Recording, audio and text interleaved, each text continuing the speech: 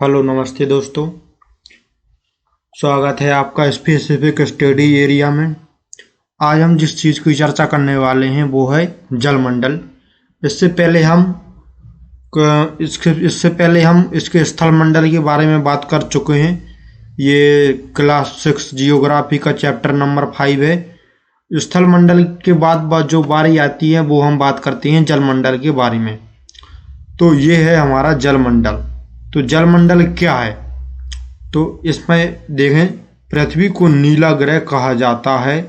पृथ्वी का 71% भाग जल तथा 29% भाग स्थल है। ये ये यहाँ पर आप देख सकते हैं कि ये कितना जल है यहाँ पर। कहाँ पर? ये अटलांटिक महासागर, हिंद महासागर, प्रशांत महासागर, ये जो आपको नीला नीला दिख रहा है ये पूरा क्या है? जल है। जल यानी महासागर, सागर हैं। तो ये कितने हैं पृथ्वी पर? ये हैं अपने 71%। तो 71% पर ही है, इसलिए पृथ्वी को क्या कहा जाता है? नीला ग्रह कहा जाता है। और 29% भाग पर क्या है? स्थल है। तो मतलब जैसे एशिया है, यूरोप है, अफ्रीका है, ऑस्ट्रेलिया है, उत्तर अमेरिका है, दक्षिण अमेरिका है, अंटार्कटिका है, ये हमारे सब क्या मिलकर क्या हो जाती हैं? स्थल भाग। तो ये हमारा कितना है? 29%। इसके बाद पृथ्वी पर पाए जाने वाले 57% भाग से अधिक महासागरों में पाया जाता है एवं वह इतना खारा होता है कि मानव के उपयोग में नहीं आ सकता। यहाँ पर मैं आपके लिए एक बता दूं, इसी टाइप का एक प्रश्न यूपीएससी में पूछा गया है, जो कि पिछले वर्ष पूछा गया था। उस पर यह पूछा गया था कि पृथ्वी पर पाए जाने वाले बर्फ का मतलब भाग, पानी का वितरण कैसा है।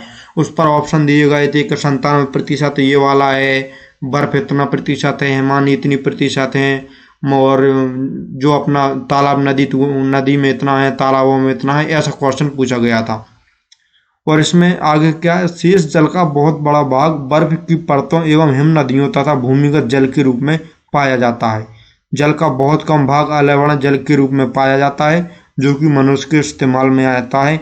यही कारण है कि नीला ग्रह रहने के बावजूद हम पानी की कमी महसूस करते हैं। अब यहाँ पर बात समझने वाली बात है, 97% तो अपने लिए यूज में नहीं है।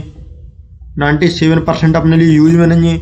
और फिर जो अपना जो शेष जल का बहुत बड़ा भाग है, मतलब 2.2% से ज़्यादा भाग, तो 2% से बहुत ज़्यादा भाग तो बर्फ की परतों एवं हिम नदियों में आता है। तो इसका मतलब क्या हुआ कि मनुष्य के पास जो इस्तेमाल करने का पानी है वो बहुत कम है। इसलिए हम 70%, 71% पानी होने के बावजूद भी पानी की वो कमी महसूस करते हैं। इस पर यह बताया गया है। फिर महासागरों के बारे में बात कर लें। महासागर, जैसा कि हम समझ चुके हैं कि 97% जो जल है वो महासागरों में पाया जाता है। प्रमुख महासागर के बारे में बात कर लेते हैं। प्रशांत महासागर है, अटलांटिक महासागर है, हिंद महासागर है, दक्षिणी महासागर है और आर्कटिक महासागर है। यहाँ पर हिंद महासागर के बारे में मैं एक बता दूं, हिंद महासागर का नाम इंडिया के मतलब किसी देश के नाम पर रखा गया है। ये हमारी हिंदुस्तान यानी इंडिया की वजह से हिंद महासागर इसका नाम पड़ा है। अब प्रशांत महासागर और इन सब के महासागरों के बारे में थोड़ी बेसिक सी जानकारी ले लेते हैं। ये प्रशांत महासागर है। प्रशांत महासागर सबसे बड़ा महासागर है। प्रशांत महासागर सबसे बड़ा महासागर है। यह पृथ्वी के 1/3 भाग पर फैला है। यह पृथ्वी के 1/3 भाग पर फैला है। तो यहाँ पर देखते हैं हम प्रशांत महासागर। देखना, ये प्रशांत महासागर इधर से लेके इधर इधर इधर इधर इधर तक, और ये भी यहाँ पर प्रशांत महासागर इधर से लेके इधर इधर इधर इधर तक, ऐसा। तो प्रशांत महासागर कितने भाग पर फैला है? 1/3 भाग पर फैला है। ठीक है, पृथ्वी के 1/3 भाग पर फैला है। तो पृथ्वी का सबसे गहरा भाग मेरियाना गर्त, मतलब जो पृथ्वी के अंदर जो सबसे गहरा भाग है मेरियाना गर्त, वो कहाँ पर स्थित है? प्रशांत महासागर में स्थित है। प्रशांत महासागर का लगभग वृत्ताकार है। एशिया, ऑस्ट्रेलिया, उत्तर एवं दक्षिण अमेरिका इसके चारों ओर स्थित हैं। तो एक बार देख लेते हैं। ये एशिया है, ये इधर प्रशांत महासागर है। ये ऑस्ट्रेलिया है, ये इधर प्रशांत महासागर है। ये दक्षिण अमेरिका है, ये उत्तर अमेरिका है। तो यहाँ पर ये हमारा कौन सा हो गया? इसके चारों ओर स्थित हो गए। फिर इसके बाद हम बात कर लेते हैं। इसके बाद जो हमारा बात होती है वो होती है कि इसमें ये दिया है प्रशांत महासागर के चारों ओर इन महाद्वीपों की स्थिति का पता लगाइए। तो हमने ये महाद्वीपों की स्थिति का पता लगा लिया है। अब इसके बाद हम बात करते हैं अटलांटिक महासागर विश्व का दूसरा सबसे बड़ा महासागर है। यह अंग्रेजी भाषा के एस अक्षर के का है। देखना एस अक्षर में आपके लिए बना के बता दूं, ये है एस अक्षर। कैसा? ये आप देख सकते हैं, ये एस बन रहा है या नहीं, एक बार और बता देता हूं मैं। ये पूरा ये बन रहा है, एस बन रहा है। देखो ये पूरा एस आकार का बन गया हमारा अटलांटिक महासागर, जो कि एनसीईआरटी में दिया हुआ है। फिर इसके बाद हम बात करते हैं इसके पश्चिमी किनारे पर उत्तर एवं दक्षिण अमेरिका है तथा पूर्वी किनारे पर यूरोप एवं अफ्रीका है। तो ये पश्चिमी किनारे पर क्या, उत्तर एवं दक्षिण अमेरिका। ये जो पश्चिमी किनारा हो गया है, ये जो इधर क्या है, उत्तर अमेरिका, पश्चिमी किनारे पर दक्षिण अमेरिका, और पूर्वी किनारे पर क्या है, यूरोप और अफ्रीका है। फिर इसके बाद जो इम्पोर्टेंट चीज आती है वो है अटलांटिक महासागर की तटरेखा बहुत दंतुरित है। यह अनियमित एवं दंतुरित तटरेखा प्राकृतिक पोताश्रयों एवं पत्तनों के लिए आदर्श स्थिति है। व्यापार की दृष्टि से यह सबसे बेस्ट महासागर है। ये इम्पोर्टेंट हो जाता है कि व्यापार की दृष्टि से सबसे ज्यादा बेस्ट महासागर कौन सा है, तो वो हो जाता है हमारा अटलांटिक महासागर। हिंद महासागर एक ऐसा ही महासागर है जिसका नाम यानी किसी देश पर यानी महासागर भारत के नाम पर रखा गया है। यह महासागर लगभग त्रिभुजाकार है। इसके उत्तर में एशिया, पश्चिम में अफ्रीका तथा पूर्व में ऑस्ट्रेलिया है। तो एक बार हिंद महासागर के बारे में बता दें, जिसके ये हमारा हिंद महासागर है। ये देखना ट्रायंगल के आकार का बन रहा है। ये जो हमारा ट्रायंगल के आकार का बन रहा है हिंद महासागर। और हिंद महासागर के वो जो उत्तरी भाग पर है वो एशिया है, पश्चिमी भाग पर अफ्रीका और पूर्वी भाग पर क्या है, ऑस्ट्रेलिया है। हिंद महासागर के बारे में मैं आपके लिए बता दूं कि यह सबसे बेस्ट भी माना जाता है अटलांटिक के बाद। क्यों माना जाता है? क्योंकि इसका पूरा एशिया से व्यापार होता है हिंद महासागर, इसलिए इसमें बेस्ट माना जाता है। अब इसके बाद में दक्षिणी महासागर अंटार्कटिका महासागर को चारों ओर से घिरता है। अंटार्कटिका महासागर महाद्वीप से उत्तर की ओर 60 डिग्री दक्षिण अक्षांश तक फैला हुआ है। उत्तर की ओर 60 डिग्री दक्षिणी अक्षांश पर फैला हुआ है। तो ये जो हमारा 60 डिग्री दिख रहा है, यह उत्तर की ओर 60 डिग्री दक्षिणी अक्षांश पर फैला हुआ है। तो ये हमारा क्या हो गया, अंटार्कटिका हो गया। आर्कटिक महासागर उत्तर ध्रुव व्रत में स्थित है। यह उत्तर ध्रुव के चारों ओर फैला हुआ है। तो उत्तर ध्रुव जैसे कि ये है, तो ये उत्तर ध्रुव के चारों ओर फैला हुआ है क्या, आर्कटिक महासागर। फिर इसके बाद हम वायुमंडल की बात करते हैं। हमने जलमंडल महासागर के बारे में पढ़ लिया। स्थलमंडल के बारे में हम पहले पार्ट में पढ़ चुके हैं। अगर आपने वो वाला पार्ट नहीं देखा तो आप उसके लिए देख सकते हैं। तो अब मेन बात करते हैं जलमंडल के बारे में, जो भी एक महत्वपूर्ण वायुमंडल के बारे में, सॉरी, ये भी एक महत्वपूर्ण टॉपिक हो जाता है। तो वायुमंडल के बारे में बात करने से पहले हम इसके कुछ मंडल के बारे में जान लेते हैं। जैसे जो वायुमंडल की जो विभिन्न परतें हैं। पहला क्षोभ मंडल है। क्षोभ मंडल 0 से 12 किलोमीटर के बीच पाया जाता है। दूसरा समताप मंडल है। तीसरा मध्य मंडल है। और चौथा आयन मंडल है। और पांचवा बरहीन मंडल है। आयन मंडल 400 तक पाया जाता है। ये 80 तक पाया जाता है। ये 50 तक पाया जाता है। और ये 12 तक पाया जाता है। फिर इसके बारे में हम वायुमंडल के बारे में बात कर लेते हैं। वायुमंडल किसे कहा जाता है?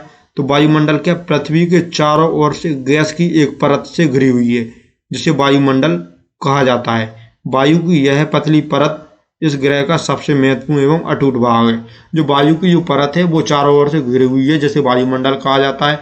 यह परत हमारे लिए इम्पोर्टेंट हो जाती है। इम्पोर्टेंट क्यों हो जाती है, इसके बारे में जानते हैं। यह हमें ऐसी वायु प्रदान करती है जिससे हम सांस लेते हैं। यह वायुमंडल हम लोगों को सूर्य की कुछ हानिकारक किरणों से बचाता है। वायुमंडल 1600 किलोमीटर की ऊंचाई तक फैला है। वायुमंडल उसको घटकों, तापमान तथा अन्य के आधार पर 5 परतों में बांटा जाता है। ये 5 परतें क्षोभ मंडल, समताप मंडल, मध्य मंडल, आयन मंडल और बरहीन मंडल। फिर इसके बारे में हम उनकी गैसों के बारे में बात कर लेते हैं।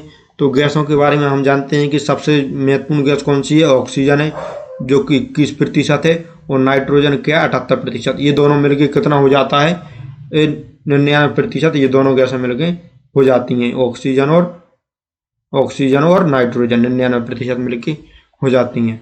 और कार्बन डाइऑक्साइड और आदि जो कुछ गैसें हैं, हीलियम जो थोड़ी बहुत सीमित मात्रा में है, वो हम 1% है। ऑक्सीजन सांस लेने के लिए आवश्यक है, जबकि नाइट्रोजन प्राणियों में वृद्धि के लिए आवश्यक है। कार्बन डाइऑक्साइड बहुत कम मात्रा में है, लेकिन यह पृथ्वी द्वारा छोड़ी गई ऊष्मा अवशोषित करती है, जिससे पृथ्वी कम रहती है। और यह पौधों की वृद्धि के लिए भी आवश्यक है। ऊंचाई के साथ साथ वायुमंडल के घनत्व में भिन्नता आती है। यह घनत्व समुद्री तल पर सबसे अधिक होता है तथा जैसे जैसे हम ऊपर की ओर जाते हैं यह तेजी के साथ घटता जाता है। तो जैसे मान लो आपने देखा होगा कि जो पर्वतारोही यानी जो पर्वतों पर चढ़ते हैं, जैसे हिमालय पर्वत हो गया, माउंट एवरेस्ट पर जो चढ़ते हैं वो क्या अपने साथ ऑक्सीजन लेके जाते हैं। क्यों जाते हैं? क्योंकि जब हम ऊपर बढ़ते हैं तो वायुमंडल में ऑक्सीजन की मात्रा घटती जाती है, तो इसलिए ये सब होता है। ये नीचे दिया गया है। अब इसके बारे में, ये सब वायुमंडल है, ये स्थल मंडल है, ये जल मंडल है, और इन सबको जो मिलके जो हमारा बनता है वो क्या हो जाता है? जीव मंडल। तो जीव मंडल के बारे में भी हम जान लेते हैं। तो जीव मंडल फ्रेंड्स ये भी एक महत्वपूर्ण है। तो जीव मंडल ये मैं आपसे पहले ही बता चुका हूँ कि स्थल जल एवं हवा के बीच बहुत सीमित भाग है जहाँ जीवन क्या है? मौजूद है। कैसा? देख मैं आपके लिए बता देता हूँ। अगर मान लीजिए कि ये महासागर है, ये महासागर में स्थल नहीं है तो यहाँ जीवन कैसे संभव हो पाएगा हमारा? और ये मान लीजिए कि केवल स्थल है और यहाँ पर अगर वायु नहीं है तो जीवन कैसे संभव हो पाएगा? तो इसका मतलब ये है कि जहाँ जल हवा और स्थल के बीच एक सीमित भाग है, वह भाग हम जीवन में मौजूद है।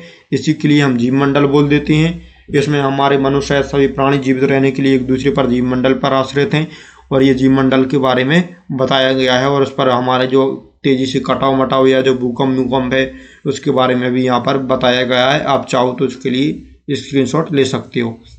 फ्रेंड्स, इसी के साथ हमारे ये अभ्यास प्रश्नोत्तर पर आ गए हैं। अभ्यास प्रश्नोत्तर हम बाद में करेंगे। अभ्यास प्रश्नोत्तर ये वाली सीरीज पूरी कंप्लीट होने के बाद क्लास 6 का, उसके बाद हम पूरे इसके अभ्यास प्रश्नोत्तर करेंगे। उम्मीद है वीडियो आपको पसंद आई होगी। पसंद आई हो तो वीडियो को लाइक करें, शेयर करें, सब्सक्राइब करें। और अभी तक अगर आपने हमारे क्लास 6 जियोग्राफी के पुराने वाले लेक्चर नहीं देखे हैं तो उन्हें देखने का प्रयास करें, तो जिससे आपका क्लास 6 की जियोग्राफी पूरी कंप्लीट हो सके और आपकी सफलता सुनिश्चित हो सके। धन्यवाद, बहुत बहुत धन्यवाद। जय हिंद।